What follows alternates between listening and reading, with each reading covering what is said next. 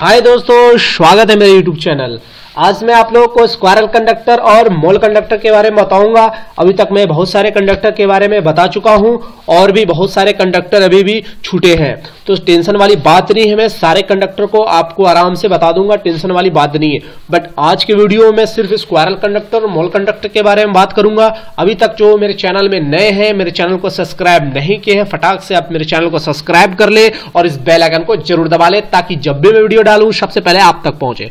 चलिए दोस्तों, वीडियो को स्टार्ट करते हैं। सबसे पहले देखेंगे स्क्वायरल कंडक्टर की क्या होता है, इसकी रेटिंग क्या होती है, इसकी एप्लीकेशन कहां पे इसका यूज करते हैं, क्योंकि आजकल इंटरव्यू बारे में ज्यादा पूछे जाते हैं कि एलटी लाइन में कौन सा कंडक्टर यूज होता है, इसकी रेटिंग क्या होती है। अगर 1 किलोमीटर स्टील लाइन है तो आपको कितना कंडक्टर लगेगा, या कभी कभी वेट में भी पूछ देता है कितना केजी 1 किलोमीटर लाइन में कितना केजी कंडक्टर आपको चाहिए, ये बताना होता है। तो बहुत सारे क्वेश्चंस बनते हैं इससे, तो आपको सारे कंडक्टर के बारे में मैक्सिमम जो इंपॉर्टेंट कंडक्टर उसके बारे में तो पता होना चाहिए। चलिए, स्क्वायरल कंडक्टर जैसा कि मैं बता चुका हूं, एक पीस को क्या बोलते हैं, इसको स्ट्रैंड बोलते हैं। और इसमें टोटल नंबर ऑफ स्ट्रैंड देखा जाए तो 7 स्ट्रैंड होते हैं। 6 यहां पर एल्युमिनियम के होते हैं, जो यहां पर मैंने लिखा है 6। और ये मिडिल पोर्शन में एक होता है, वो किसका होता है, गैल्वेनाइज्ड स्टील का होता है।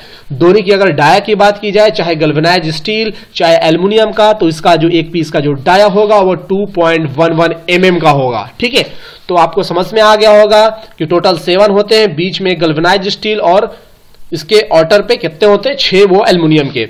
अगर ओवरऑल डाया की बात की जाए तो 6.33 mm इसका ओवरऑल डाया होता है। और तो स्क्वायरल कंडक्टर कितने साइज का होता है, वो 20 स्क्वायर mm का होता है इसके एरिया। ठीक है, चलिए अब इसका देख लेंगे ब्रेकिंग लोड कितना होती है। ठीक है, तो ब्रेकिंग लोड जो होता है, अल्टीमेट ब्रेकिंग लोड, ये जो होता है 7.61 kN की इसकी ब्रेकिंग लोड होती है।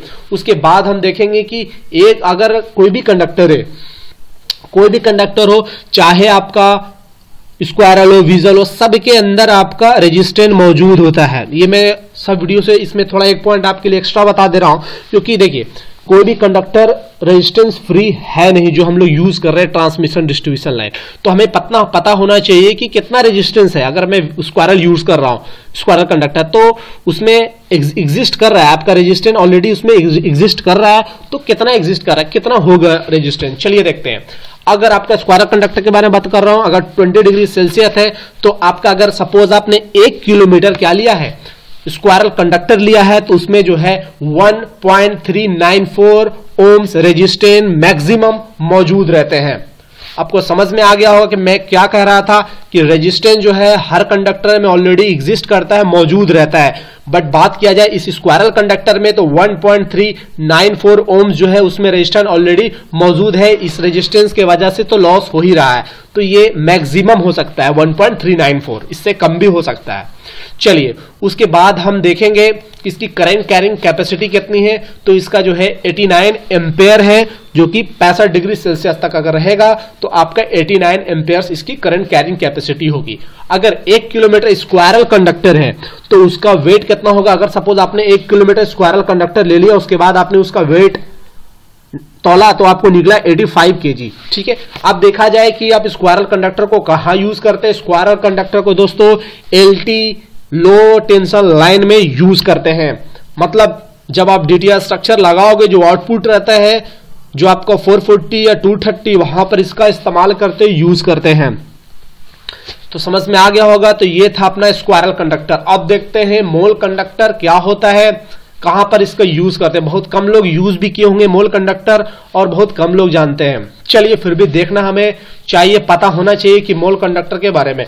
तो मोल कंडक्टर जो होता है, अगर देखा जाए एज कंपेयर टू साइज का देखा जाए, अगर स्क्वायरल हम ले लेते हैं और मोल ले लेते हैं, तो दोनों में जो है हाफ का डिफरेंस है। आपका जो मोल कंडक्टर होता है वो कितने स्क्वायर mm का होता है, 10 स्क्वायर mm का। बट आपका अभी मैं बताया था कि स्क्वायरल कंडक्टर जो होता है वो 20 स्क्वायर mm का होता है। तो देखा जाए तो साइज में, अगर एरिया में देखा जाए, तो एरिया में तो इसका हाफ हो गया मोल। ठीक है, तो मोल आपका हाफ है। तो इसमें नंबर ऑफ स्ट्रैंड इसमें भी 7 है और उसमें भी 7 है। तो इसमें भी ये दिख रहा है 7 है। ये मिडिल वाला जो दिख रहा है वो गैल्वेनाइज्ड स्टील है, जो कि 1 पीस है। ठीक है, और ये ऊपर का जो है 6 पीस दिख रहा है, ये आपका एल्युमिनियम कंडक्टर है। और दोनों का जो डाया है, चाहे वो स्टील का हो चाहे आपका एल्युमिनियम का हो, उसका जो डाया है 1.50 का है। अगर इसका ओवरऑल डाया पूछा जाए तो कितना है 4.50।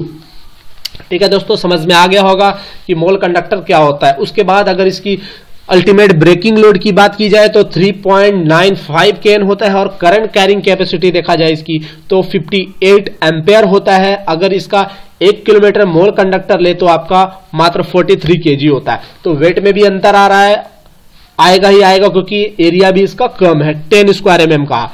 तो इसमें जो ये देखिए, अब इसमें अगर देखिए तो एज कंपेयर टू अगर आप स्क्वायरल से कीजिए तो वहां पर कितना था 1.59 था, बट यहां पर देखिए इसकी रेजिस्टेंस, अगर 1 किलोमीटर में मोल कंडक्टर लेता हूं, देखिए यहां पर रेजिस्टेंस कितना है, लॉसेस इसमें ऑलरेडी पहले ही से मौजूद है 2.78 ओम जो है 1 किलोमीटर मोल कंडक्टर के अंदर जो अगर रेजिस्टेंस जो है इतना रेजिस्टेंस मौजूद है। अब देखते हैं कि इसका कहां पर यूज करते हैं। बहुत कम लोग ही इसका यूज किए होंगे मोल कंडक्टर के, आजकल तो थोड़ा यूज देखने को नहीं मिल रहा है, मगर थोड़ा पहले समय जाएंगे तो थोड़ा देखने को मिलता था। अभी भी कहीं कहीं पर लगता है, बहुत कम, रेयर केस में। चलिए फिर भी देखते हैं। ये देखिए डिस्ट्रीब्यूशन ट्रांसफार्मर है, ये आपको दिख रहा होगा, ऐसा आप लोग बहुत जगह देखोगे। आप जो भी गांव में जाओगे, एकदम जहां पर बिलो प्रॉपर्टी लैंड वाले लोग रहते हैं, जहां पर मुश्किल से 5, 6, 7, 8 जो नए नए जो आदिवासी टाइप के होते हैं, वहां पर जो लाइन जो पहुंचती है, बहुत पुरानी लाइन जो होगी, वो आपको इसी ट्रांसफार्मर से देखने को मिलेगा।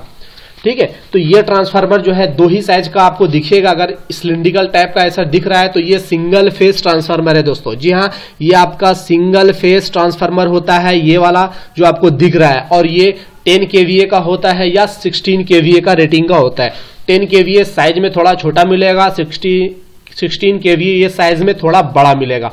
तो समझ में मैं तो बहुत जगह देख चुका हूं, आप लोग भी जो काम कर रहे होंगे आरे में ऑलरेडी आप लोग देखे होंगे कि आपको दिखा होगा ये सिलिंड्रिकल टाइप। तो ये चाहे वो 10 kVA में हो सकता है या 16 kVA में हो सकता है। तो जो मोल कंडक्टर होते हैं वो बहुत ही कम यूज होते हैं, रेयर केस में। तो जैसे 10 kVA ट्रांसफार्मर या 16 kVA ट्रांसफर, यहाँ पर इसकी करंट कैरिंग भी कम होती है, जिसके वजह से भी मोल कंडक्टर यूज किए थे, छोटे पैमाने पे यूज किए जाते हैं। इसको ज्यादा लंबी लाइन में इसका मोल का यूज नहीं कर सकते, क्योंकि उसमें रेजिस्टेंस भी ज्यादा है। अगर ज्यादा लंबा दूर तक खींचेंगे हम, अगर इसको 1 किलोमीटर 1.5 किलोमीटर तक खींचेंगे तो यहाँ लॉसेस थोड़ा ज्यादा देखने को मिलेगा। तो इसलिए कम डिस्टेंस पे रहता है, प्लस जहां पर 5-6 जैसे मैं दिखा चुका हूं 5-6-7 घर है, तो यहाँ पर कहीं पर भी एक ट्रांसफार्मर बैठा दिए और मोल कंडक्टर का भी यहाँ पर यूज कर सकते हैं। नहीं तो आपके पास विजल कंडक्टर, स्क्वायरल कंडक्टर है ही, आप यहाँ पर स्क्वायरल कंडक्टर भी यूज कर सकते हैं। ठीक है, कहने का मात ओवरऑल देखा जाए तो ये भी आपका मोल कंडक्टर भी आपकी LT लाइन में ही यूज होता है। Thank you for watching my video, good luck and have a nice day. अगर मेरा वीडियो अच्छा लगा हो दोस्तों तो लाइक जरूर करें। Thank you for watching my video.